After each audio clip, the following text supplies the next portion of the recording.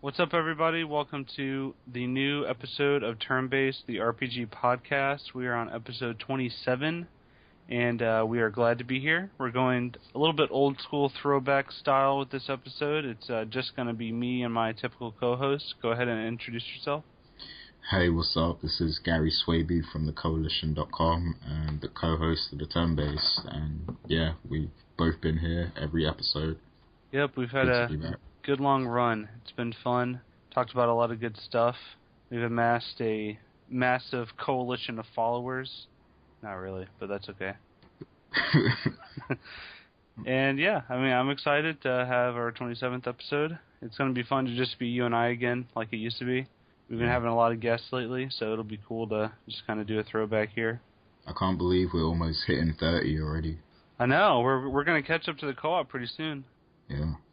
Okay, so before we get into what we've been playing, first we want to just give you a quick notice, as you've probably already seen if you're listening on the site or if you stumbled across this on YouTube or whatever. We're doing a little bit different format. If you're watching this on YouTube and you just came across it, then you're kind of confused on what this is. This is an RPG podcast where we just talk about RPGs, upcoming news, what we've been playing, games that we love, and past consoles, upcoming games. It's just a podcast all about RPGs. And if you're watching on the Coalition and you see the video, then you'll see that we have gameplay playing in the background behind our audio. And we're going to start doing that for all the episodes. So feel free to recommend games to see that you want us to play while we're talking. The video is recorded before the audio, so it's not recorded at the same time. But so we're going to start featuring games in a video while we're talking. I believe that you should be watching Guild Wars 2 right now, which is an MMORPG. We've talked about it a lot in the past. It's buy to play, which means you buy an account and then you can play as much as you want or as little as you want. There's no subscription fee. And it's probably my favorite MMO ever, personally. Definitely mine as well. And yeah. It's the first real MMO that I've, fully got into. Yeah, so there's going to be all kinds of different gameplay you can watch during this episode.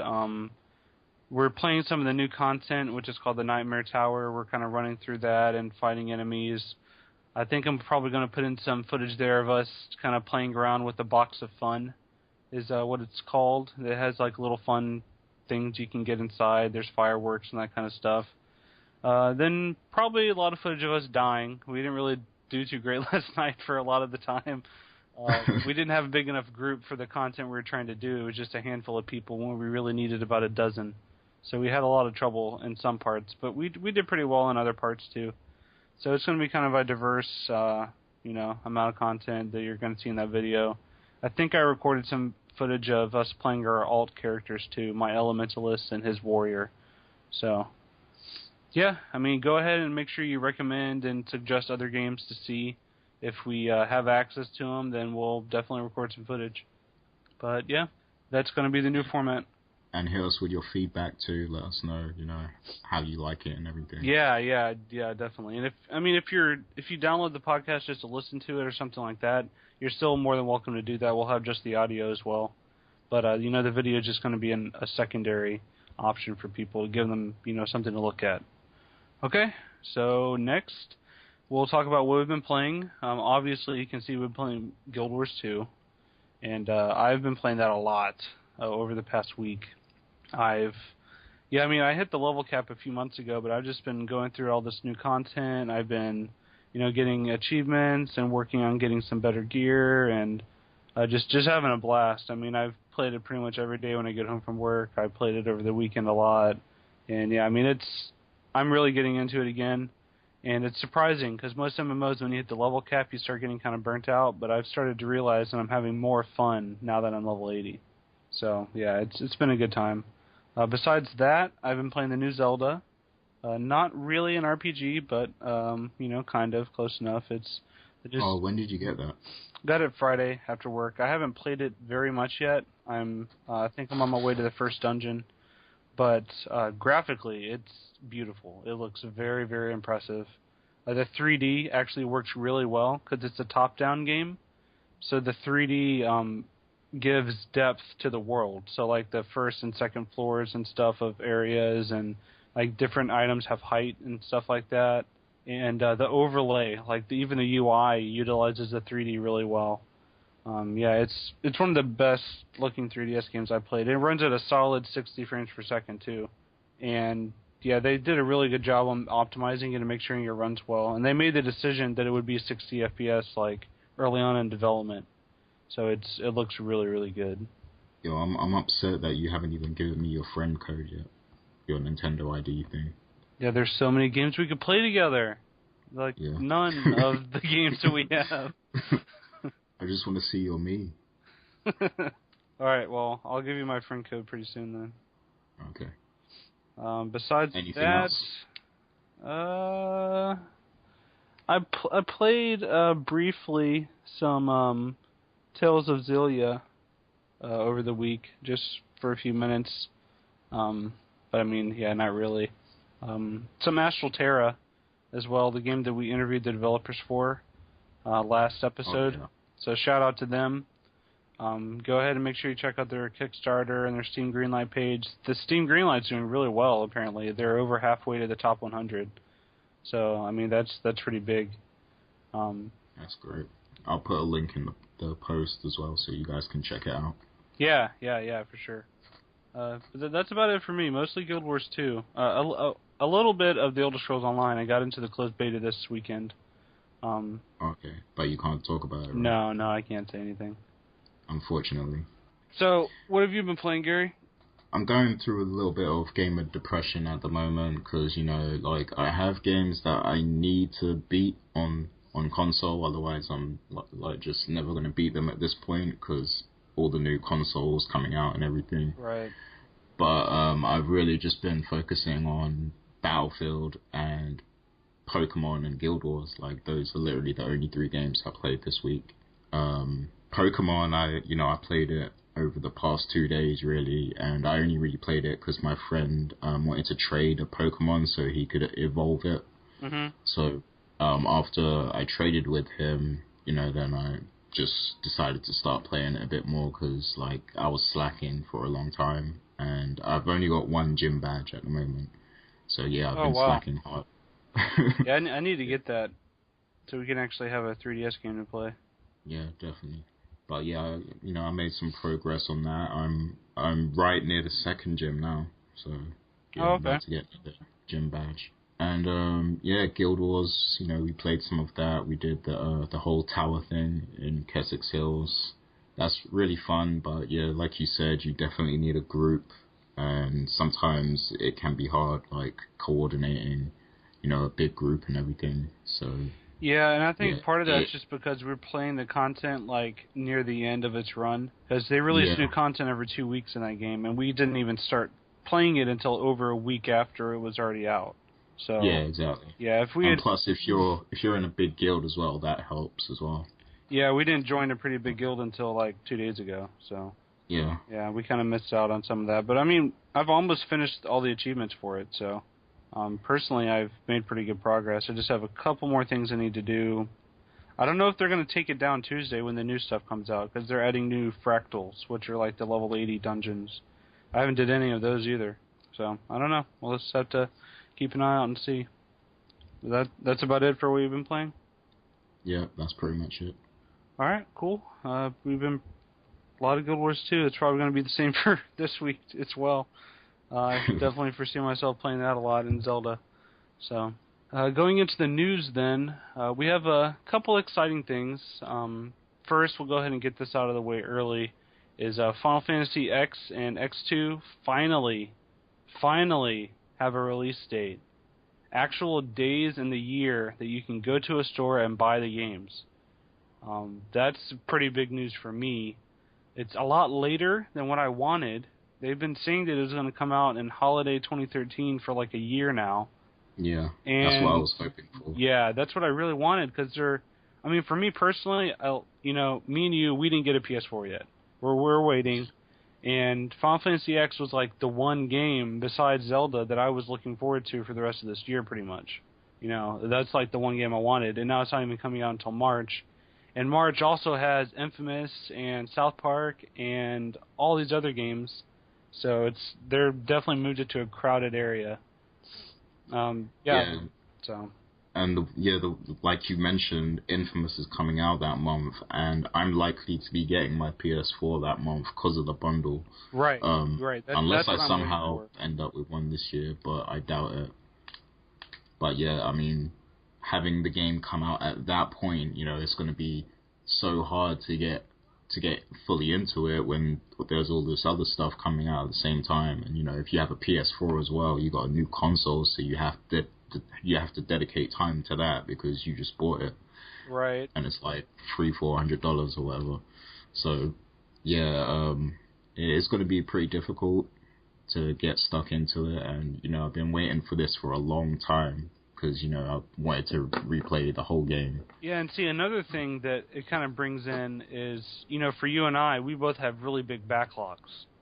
So it has that kind of gamer guilt whenever you're looking forward to playing an HD re-release of a game you've already played. And so you feel like you should be playing games that you've bought and haven't played rather than a game that you re-bought and played again. Yeah. But, I mean, I don't know. It's hard to decide sometimes, because there's not enough time in the day whenever, we do all this stuff with Coalition and we have our own jobs and we work and do stuff on the side and we want to play games for ourselves. So, I don't know. It's going to be tough. I still love you, Square, but you're treating me bad right now. Yeah, you know what's worse as well? Like, it comes out a month after Lightning Returns. So. Oh, dang. Yeah, so it's like I'm going to have to beat that game within a month. And then, Final Fantasy comes out. And then, PS4 and everything else. So. Yeah, that's going to be a crowded couple months at the beginning of the year. I don't know. Oh, and I didn't say the exact dates yet, just to be clear. It's March 18th in the U.S. and 21st in Europe. So, yeah, the end of the month, or middle of the month or so. But, yeah, I was hoping for holiday. Oh, well. I mean, nothing we can do now, I guess. But everyone should buy that. It looks amazing. Both of those games. And also, in case you're unaware, they're going to be available separately on the Vita and in a combination pack on PS3. I don't know if they're available digitally on PS3 and Vita. I think they are.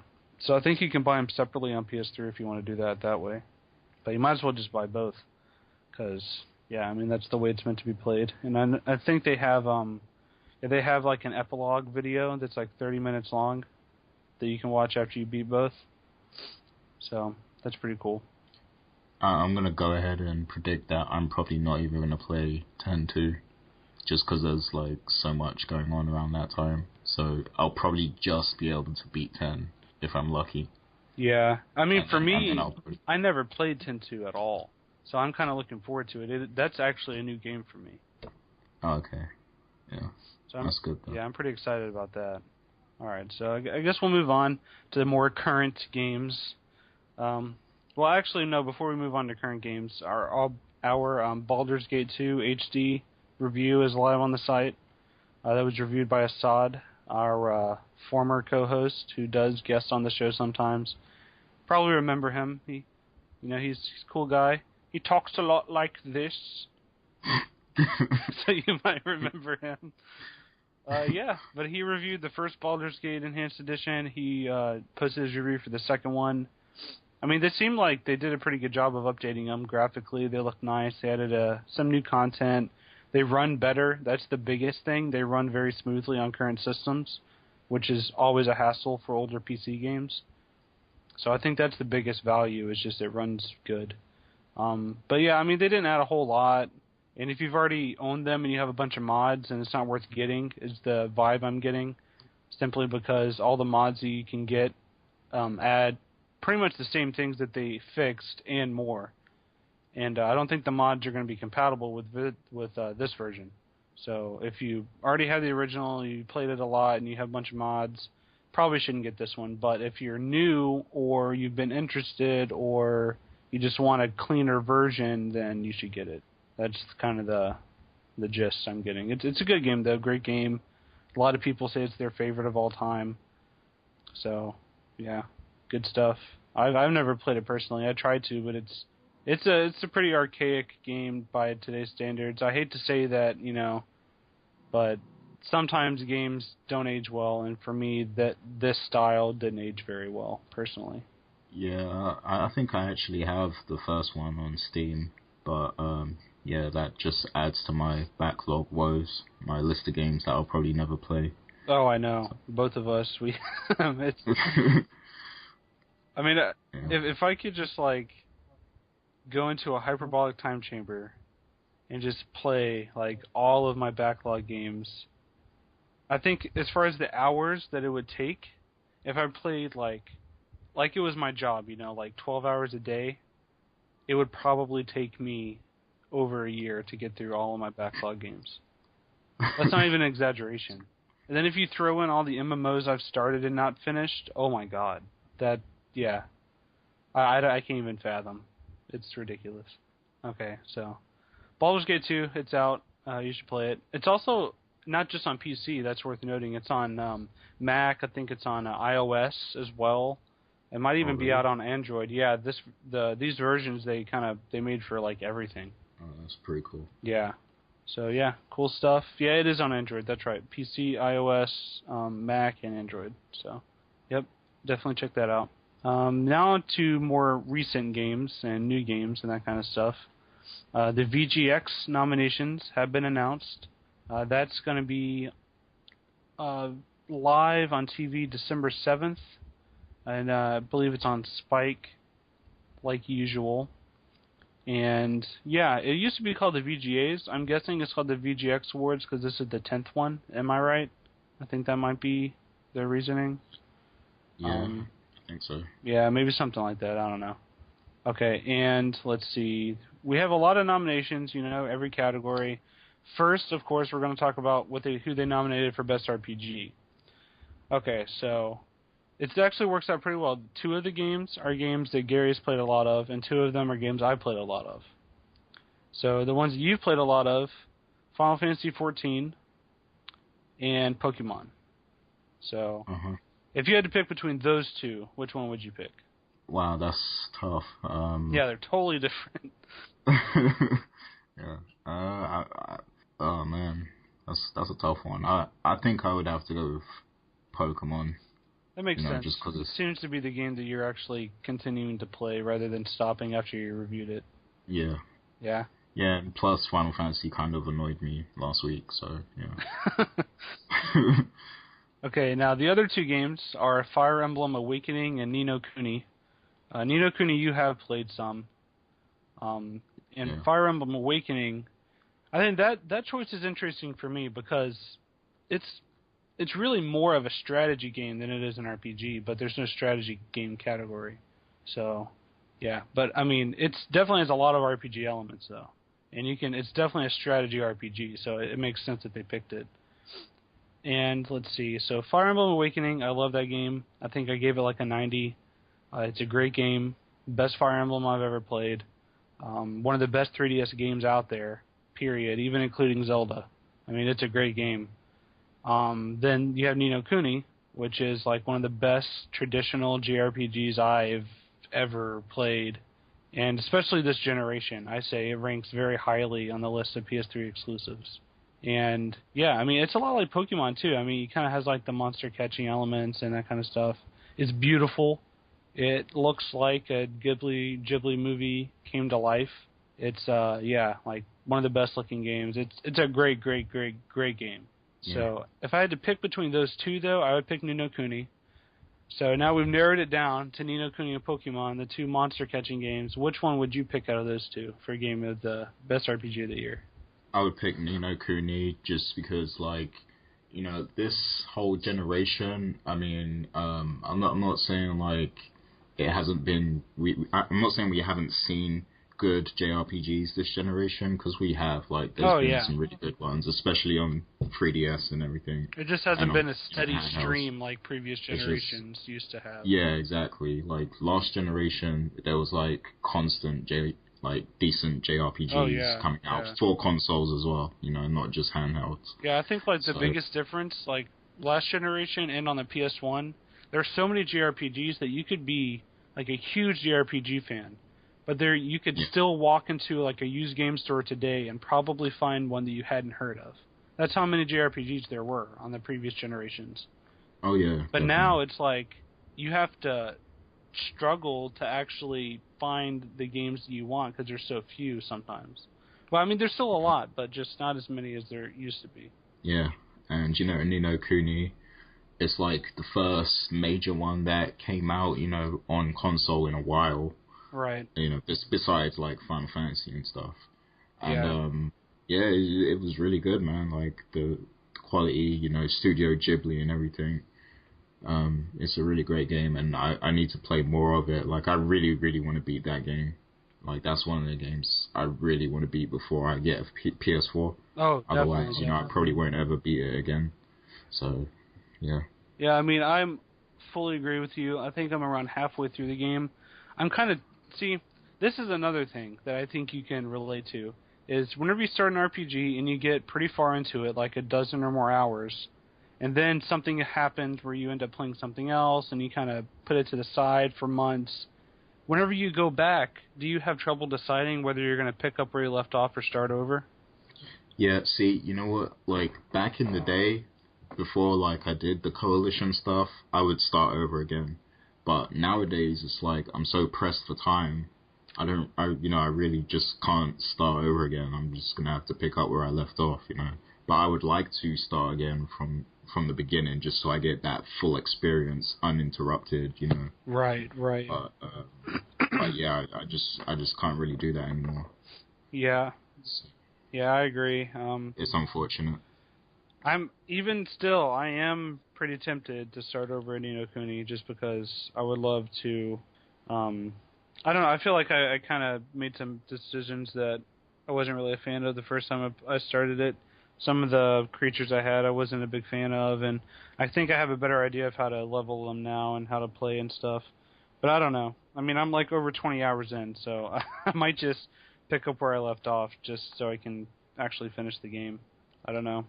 There's so many other games I need to play, so as we've already talked about. But yeah, so I guess that's the Coalition's official RPG of the year as far as the VGX are concerned. There's a lot of other games that they didn't nominate that I felt like could have been, like Tales of Xillia. I mean, that's the biggest one for me that wasn't on the list.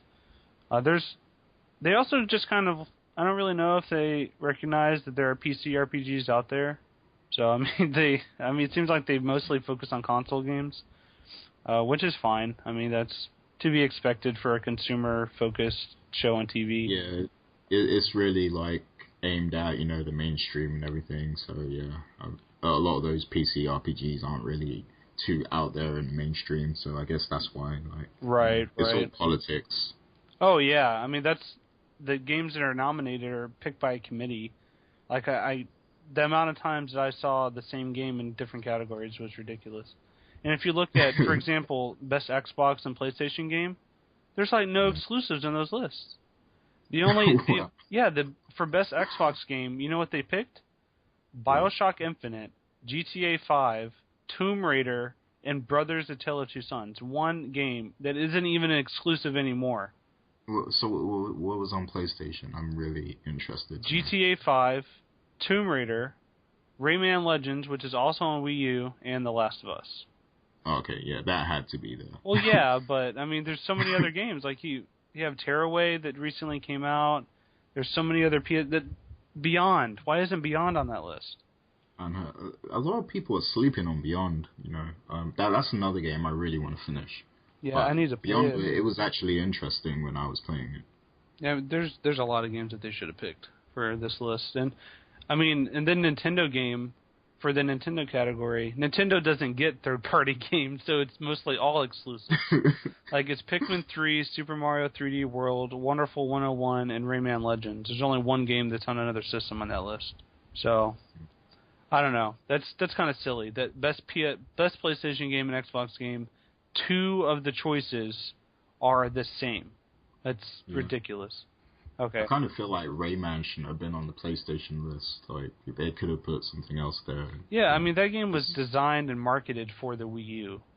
Yeah, like, if anything, that should win the Nintendo category. I don't know. Mario's going to win that. Yeah, probably. All right, so, real quick, what is your overall game of the year? I guess, I gotta say Last of Us, man. I gotta go with that game. Yeah, I agree, without a doubt. Yeah, I mean, for a while I kind of was split between BioShock and Last of Us, but after having, so much time to think about both of them, and reflect on them, Last of Us was definitely the more intense experience, I think. Man, I haven't even finished BioShock yet. I'm trying, but it's gotten to the point where it feels like I'm playing it because I feel like I have to, rather than I want to. And I hate whenever that happens with games. It happens more often than I wish it would. It happened with Tomb Raider. I had to force myself to finish that game.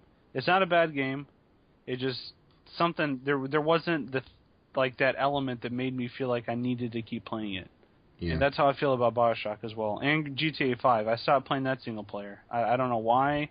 It's a great game. I mean, a lot of people struggle with, GTA, in general, like the old GTA games, because a lot of people just like to mess around in them and they don't like to follow the story too much because the story is just like long and it can be repetitive, like having to drive across the map to initiate these different things, these different events and stuff. So yeah, a lot of people do get stuck on Grand Theft Auto. I think with those games you have to really just knock it out within like the first week or two. Otherwise, like, you're probably never going to beat it after that. Yeah, I don't know. I'm going to try to eventually, but as of right now, all the games on that Game of the Year list, the only one that I finished and I actually wanted to finish were The Last of Us. So, yeah, I definitely recommend finishing Last of Us and BioShock. Yeah. The Last of Us... But GTA you could go without, I think. Yeah, so, I mean, that's our pick, Last of Us for sure. Yeah, great game. If you haven't played it, play it now. If you don't have a PS3, now is the perfect time to get one. I'm sure you can find one pretty cheap, especially Black Friday. With the PS4 out, you'll be able to get one cheap. So if you missed out on one of the consoles and exclusives and that kind of stuff, definitely pick it up now. I think that would be the perfect time. And if you're listening to this podcast and you're an RPG fan and don't have a PS3, I don't even know what you're doing with your life. Like, there's so many good RPGs on PS3, so definitely pick it up. Okay, so moving on, the last kind of topic we had to talk about before our spotlight is Shadow of Mordor. That game has been revealed. It's going to be a new Lord of the Rings game. It's going to come out on PS4, Xbox One, PS3, 360, and PC. It looks pretty interesting. I haven't seen any gameplay yet. It's just been revealed very recently. It's going to be the next cover on Game Informer, so there's going to be a lot of info in that issue for December if you're picking that up. The game is a cool idea. I liked War in the North a lot, personally, so I'm already partial to think that I'm going to love this game. And It also fills a pretty cool void. It seems like, for me, the best Lord of the Rings games I've played aren't about the main story, because we've seen that so many times. And War in the North was good because it took place at the same time as the trilogy, but was just in a different area. And now Shadow of Mordor takes place between The Hobbit and the trilogy. So it's going to be kind of a cool build-up. What about you, Gary? Are you interested in this game? Oh, definitely. I actually own War in the North as well, but Rams is going to kill me for saying this, but I think I bought it for the wrong platform because, I bought it on 360 and I just don't play that system anymore, so I never kind of, felt the urge to finish it.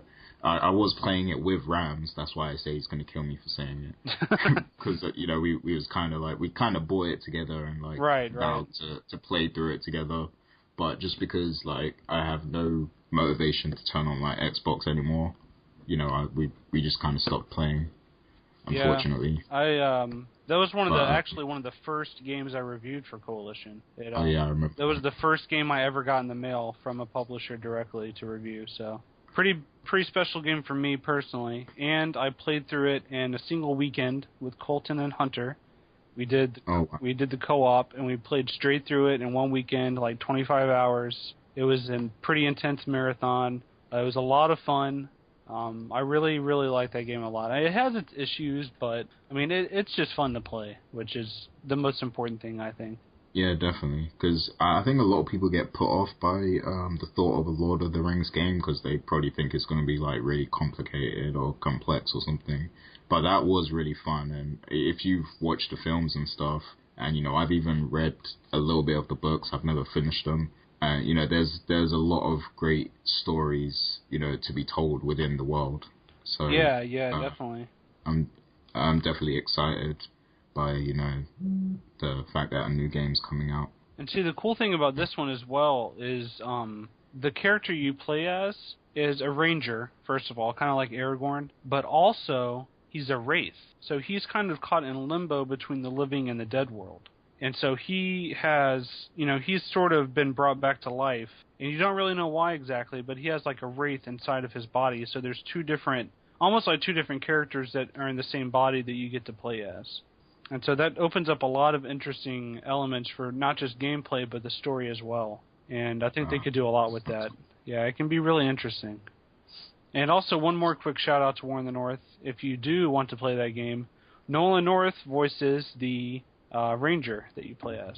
So, yeah, that makes it worth it. You should go play that and listen to Nolan North's sweet voice. Oh, no, I really want to play it. Yeah, exactly. But is Shadow of Mordor gonna have do you think it's gonna have multiplayer and stuff as well? No, I don't think so. Just based on the information I've seen, it seems like it's going to be a very dedicated kind of action RPG experience. I don't think it'll have any multiplayer. So it's gonna be more like Skyrim, The Witcher type. Closer to The Witcher, I would say. More action than open world. Okay. That's the vibe I'm getting. I imagine it to be just like a better version of War in the North, basically, is what it seems like from what I've seen. But single player. I don't know. I don't think they would do multiplayer because they would probably announce that from the beginning, and all they've done is talk about this one character. So I think it's single player. Cool. I'll definitely be on the lookout for that. All right. Now we're going to go into our spotlight discussion. Probably I'm going to keep this one relatively short because we've already kind of touched on a lot of the topics that we're going to be talking about. But we're basically going to be just discussing next-gen consoles and how they're going to affect RPGs. Biggest thing for me is just simply the fact that a lot of the games I'm looking forward to next year and beyond are not on next-gen consoles. Like, I'm struggling to find a reason to get excited a lot of the time, except for games like Infamous, because all the games that I want to play are going to be on either PS3 or PC. And, yeah, I mean, for me, it's just, I'm having trouble figuring out a reason to want a new console. Yeah, I mean, in my opinion, the lineups aren't that great for either consoles so far. Until next year, that's when, the really interesting games are coming out for, the next-gen consoles. But, I feel like I don't need to rush because, you got companies like Square Enix who are still putting out, games that I want to play for the current systems. So, you got Lightning Returns, you got Final Fantasy X HD a month later, you got Kingdom Hearts 2.5 Remix, you got South Park, all these different games that's still coming out on current gen, so there's no need to rush for me personally. Yeah, exactly. And plus, a lot of the third-party stuff is going to come out on PC anyway, so because we have gaming PCs, we're not really missing out on too much. Yeah, absolutely.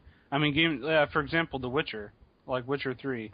That for a lot of people, that's an action game because they're going to be playing it on PS4 or 360, or not Xbox One. And I mean, but for me, I have The Witcher 2 and The Witcher 1 on PC, both of which I, of course, need to play. They're in my backlog.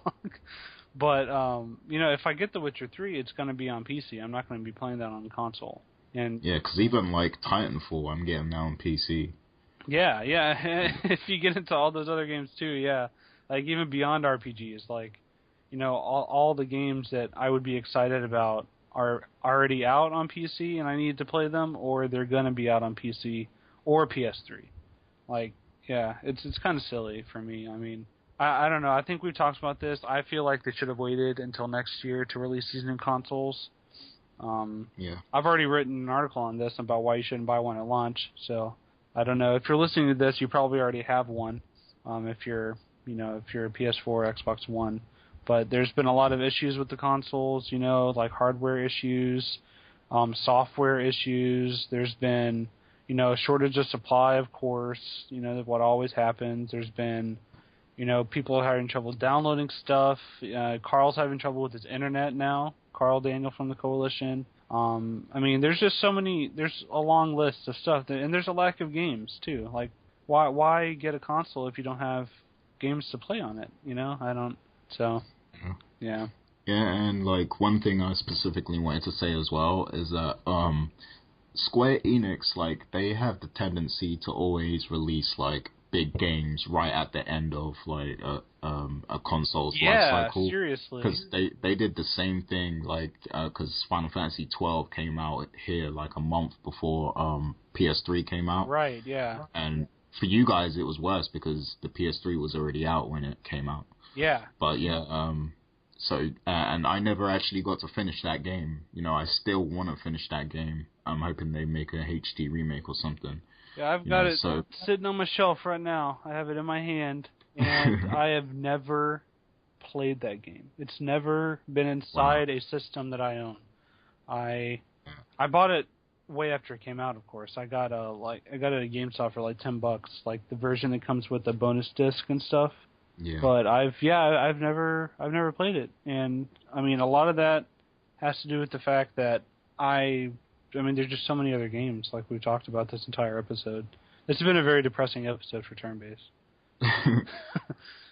You know what happened though? Like Final Fantasy 12 came out, and like because it came out a month before PS3, I managed to get like halfway through the game. Oh, and that's then the worst. PS3. Yeah, that is the worst. And when PS3 came out, guess what game I got at launch? Elder Scrolls Oblivion. Oh, God. So, once I got that, it was over for Final Fantasy 12. Yeah, man, that's the point. Like, that halfway mark in an RPG, that's where I'm at in Ni no Kuni. And that's, like, the point where the game opens up, right? So you usually get to the point where the game's more open, you can travel more. If it's an overworld-based game, you get some ship or a plane usually that lets you travel, and that's usually at the time where a JRPG especially will open up and you can explore and kind of do quests at your own leisure, and it's not as linear. And that's also the point where other games that you want to play seem to come out.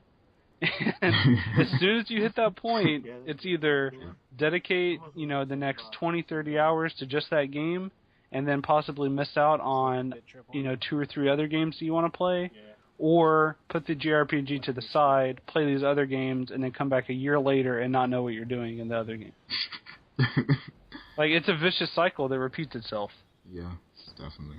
But yeah, I definitely don't want that to happen this time around, with Lightning Returns. So, and I want to at least give Final Fantasy X one playthrough before, I get to the next gen stuff. So, yeah, Square Enix, you always do this to me, but I still love you. Yeah, it's hard to actually dislike a company or a group of companies that give you too many games. So I'm definitely not, I don't dislike all the games I have and all the great stuff I have to play, but it's definitely making it difficult to enjoy them when there's so much stuff. Yeah. And it makes it... So you... Oh, go ahead. Oh, go ahead. No, you go ahead. No, you go ahead. I was going to say, so you generally feel like these consoles are coming out too soon, like way too soon, do you think? I don't know. See, it's difficult because people like you and I, we play like all genres pretty much, So we play all kinds of games, and especially since we review games, we don't have the time to play the games we want. So there's a lot of people out there, maybe they only play shooters, or maybe they only play JRPGs. And for those people, they probably don't have any games in their backlog, really. And so for them, it's probably exciting to have a new console, and because they know there's going to be new games eventually, and they're excited. But for me and you and other people like us that play so many different types of games and have like to review them and stuff, we don't get to play all the games we want. And so I feel like there's always there's always going to be a bunch of games that I missed out on, and it kind of sucks because there's always games I want to play on the horizon too. Yeah. So for me, well said. I would be fine if games just stopped coming out for like a year so I could catch up. But that would also mean the industry would probably collapse, and so that's why I need the hyperbolic time chamber like I was talking about.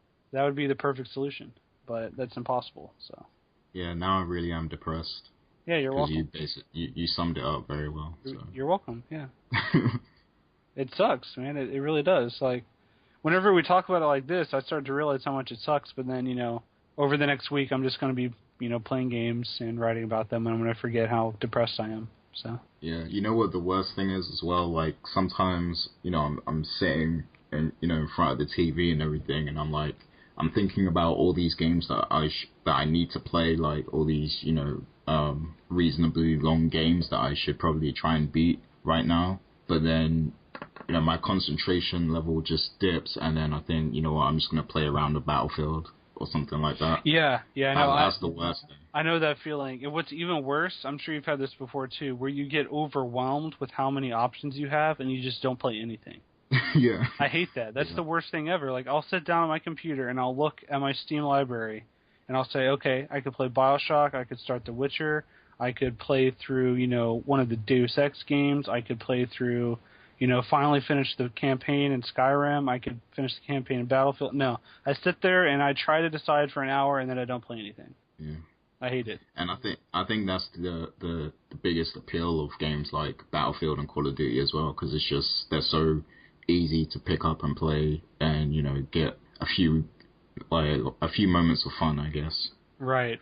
And not really have to think and stuff. So that's why a lot of people stick to those multiplayer games like that. Yeah, and I think a lot of MMOs do a good job of that too. They give you some small content that you can do in small chunks. Like Guild Wars 2 and Neverwinter are very good about that.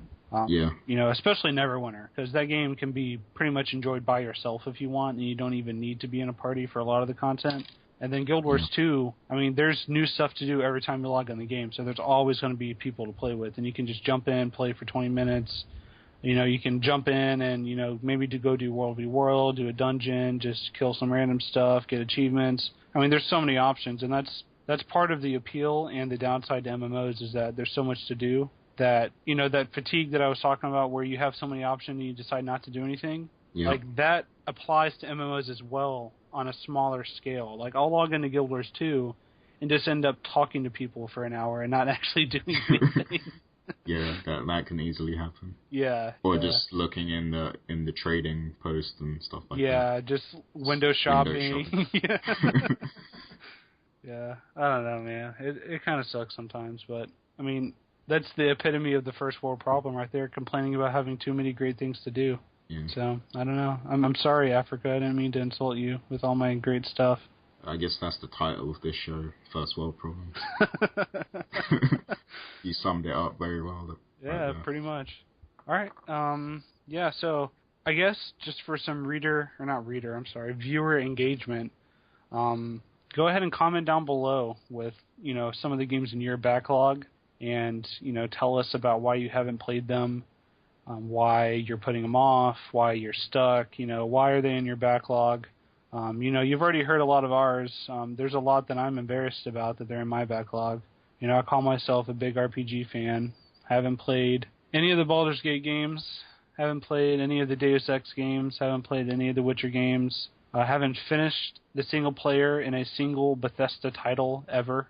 And they're like my favorite company, and I haven't even finished a single campaign in their games. So that's a little embarrassing. Hey, I've got mine too, man. Dragon's Dogma, Tales of Xillia. I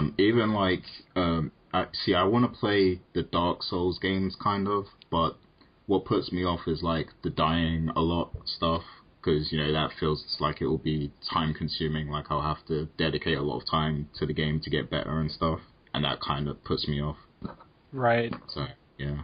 Yeah, and that really speaks to the other big issue is that, the genre that we love, RPGs, is notoriously known to be the genre that takes up the most amount of time. Without a question, an average RPG, if it's less than 20 hours, you're going to think it's short, that's how RPGs are. And then we have, the least amount of time possible. So we just don't have the time for them. Yeah, but we love them. It's the worst combination, and I really hate it sometimes. And then, Guild Wars 2, a game, like I said, I've gotten to 80. For all intents and purposes, I've nearly finished the single player, I would be content with stopping that game. Like most people would think, okay, you've reached the end. But in an MMO, there is no end.